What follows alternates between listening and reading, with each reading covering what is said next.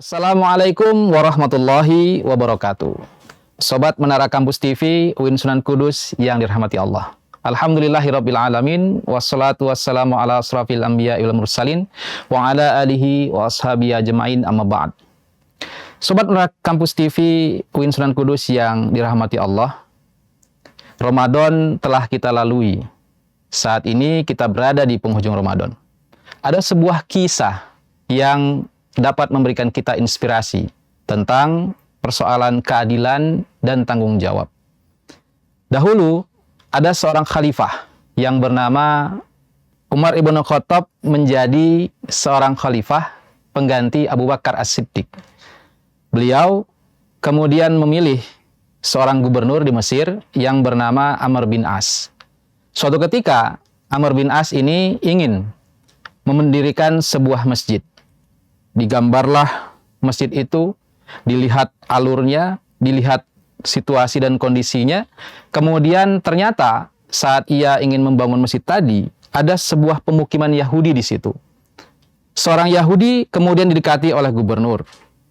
Diberikan tawaran, agar apa? Agar bisa pindah, relokasi dari tempat tersebut ke tempat yang lain. Kenapa? Karena tempat itu ingin didirikan masjid. Namun sang Yahudi kemudian menolak. Kenapa beliau menolak? Sebab itu adalah rumah satu-satunya yang dimiliki oleh Yahudi tadi. Kalau misalnya digusur, kalau misalnya direlokasi, dia mau pindah kemana? Meskipun akan diganti rugi. Pendekatan demi pendekatan dilakukan oleh Amr bin As. Namun Yahudi tadi tidak bergeming. Dia tetap bersikukuh pada pendiriannya. Lalu apa yang terjadi? Amr bin As kemudian memerintahkan jajarannya untuk menggusur paksa pemukiman itu.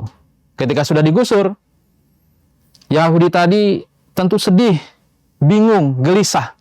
Kemana ia harus mengadu? Maka diputuskanlah oleh Yahudi tadi untuk pergi ke Madinah menemui Amirul Mukminin Umar ibn Khattab. Berangkatlah Yahudi tadi berhari-hari melewati gurun pasir yang tandus dan panas.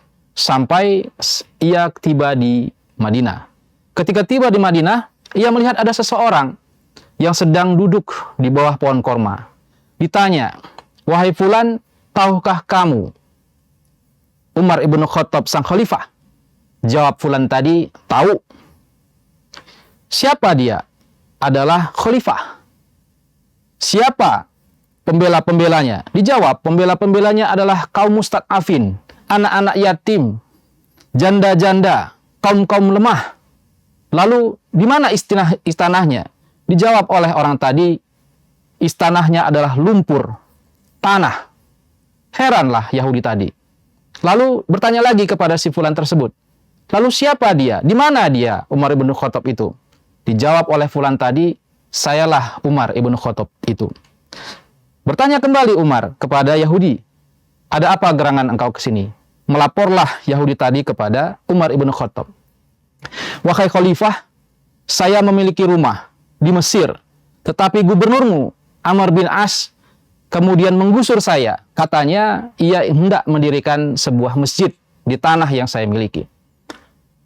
Lalu mendengar penjelasan yang diberikan oleh Yahudi tadi, Umar ibn Khattab kemudian memerintahkan agar Yahudi tadi mengambil tulang unta. Kemudian diambillah tulang unta itu oleh Umar ibn Khattab, lalu digarislah tulang tadi dengan menggunakan pedang, garis lurus. Kemudian diberikan kepada Yahudi tadi. Bingung seorang Yahudi, kenapa kok saya datang ke sini mau mengadu persoalan, malah diberikan tulang? Kemudian Umar ibn Khattab berkata, "Bawalah tulang ini, berikan kepada Amr bin As." Lalu kembalilah Yahudi itu ke Mesir menemui Amr bin As.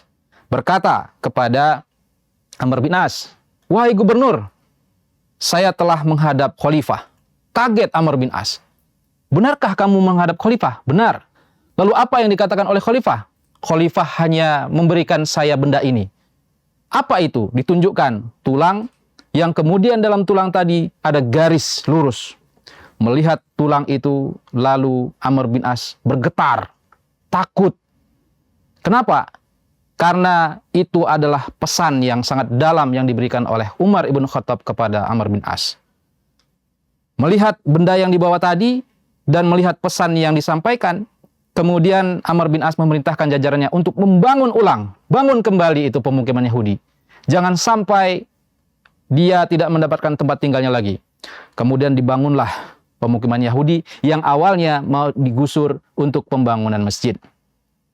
Sobat Menara Kampus TV, UIN Sunan Kudus yang dirahmati Allah, apa hikmah yang dapat kita ambil dari kisah Amirul Mukminin Umar ibn Khattab di atas?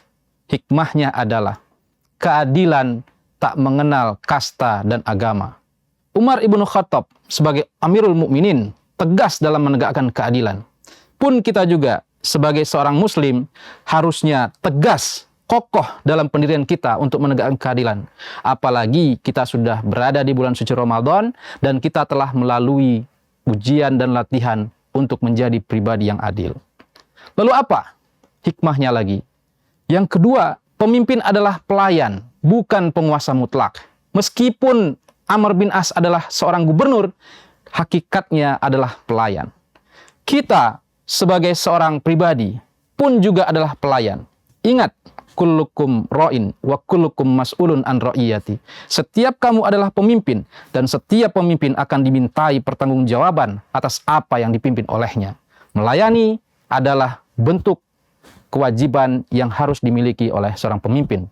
Kita sebagai pribadi pun juga harus melayani diri kita, orang lain, dan seluruh yang ada di sekitar kita. Yang ketiga, apa hikmahnya? Kesederhanaan. Umar ibn Khattab adalah khalifah yang tegas, yang adil. Namun ia tidak bermewah-mewahan. Ia duduk di bawah pohon kurma.